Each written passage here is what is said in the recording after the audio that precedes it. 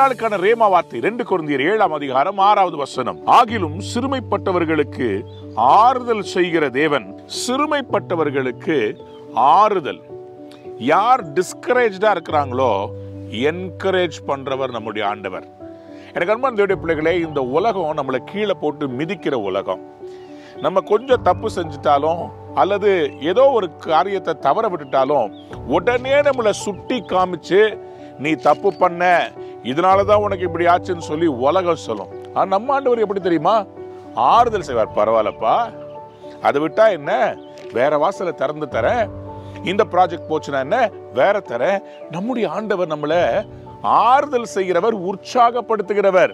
பவுல் சொல்றாரு, தீத்து வந்ததுனாலே எனக்கு ஒரு என்கரேஜ்மெண்ட் கிடைச்சது, ஒரு ஆறுதல் கிடைச்சது. இன்னைக்கு உங்களுடைய வாழ்க்கையில சில காரியங்கள் இல்லாததுனால நீங்க கஷ்டப்பட்டு இருக்கிறீங்க. ஆண்டவர் இன்னைக்கு உங்களை பார்த்து சொல்றாரு, நான் ஒரு நல்ல காரியத்தை அனுப்ப போறேன், உனக்கு ஆறுதல் கிடைக்க போகிறது. உங்களுக்கு நல்லது செய்யற சில மனுஷர்கள் வர போறாங்க. எப்படி பவுலுக்கு தீத்து வந்தாரோ அதுபோல உங்க மனசுக்கு சந்தோஷம் கொண்டு வருகிற சில நபர்களை, சில காரியங்களை கர்த்தர் செய்ய போகிறார். ஆறுதல் செய்வாருங்க.